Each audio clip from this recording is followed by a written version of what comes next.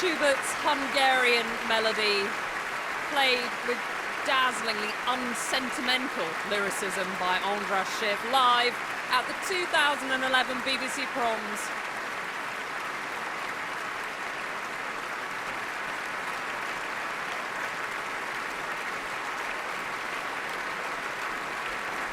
Well, we were talking earlier to tonight's leader, Lynn Fletcher, and she just said András Schiff is so charming, such a brilliant pianist. Sitting right next to him, as I will be, you really appreciate what a big sound he produces. This music is in his blood.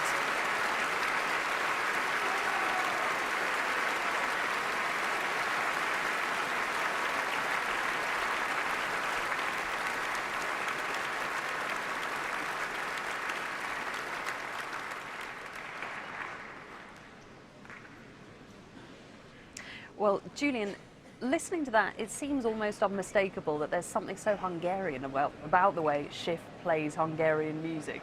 Do you detect that, and is that a necessary part of playing this kind of thing? Well, I think honesty is the first thing.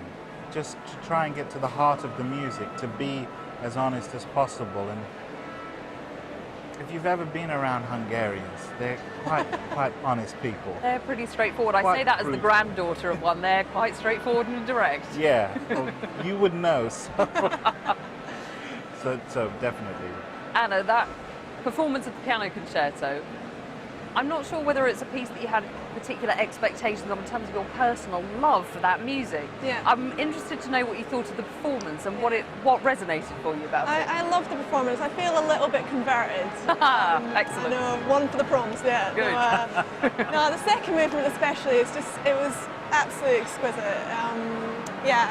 And the third movement, I couldn't quite find the way into it. I really tried to, but I thought the performance was brilliant. Loads of energy, loads of nuance as there's been throughout all the performance this evening. And an incredible sense of atmosphere in that piece. I'm never sure whether it is the great Hungarian plains or the American plains, but there's a definite sense of huge kind of big landscape that Bartók generates in that music. How do you develop a sense of place and of landscape, Julian, as a composer, as a musician? How does one go about doing that in music? It seems almost anathema to be able to do that. Well, I think any creation is about imagination. And wherever you're drawing your inspiration from, how deliberately that translates itself to the canvas, whatever it may be, sometimes it's not something that you can dictate fully.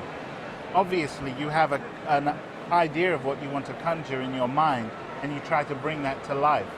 And landscape is often one of the great inspirations for all kinds of art. So I think it just sort of pervades. We all have certain understandings about what that sounds like in music. So however it comes out, if you have it in the mind, then it can deliver itself. Well, our next piece has something rather different on its mind. It's military brass bands. We're on to Janacek's Sinfonietta, the last piece in tonight's concert. It's a huge masterpiece. This is one of the big showcase pieces of the 20th century. What's so great about it, Anna? Oh, it's awesome. It's such a composer's concert. I think if you were to ask composers, I think they'd all say Sibelius, Janacek, Bartók for a reason. I think there's such imagination in this piece. There's such energy, as we've heard kind of in the whole concert. And every bit of instrumentation, the way he uses the instruments, the constant reinvention, and just the sheer volume and grandeur of the thing is kind of irrepressible.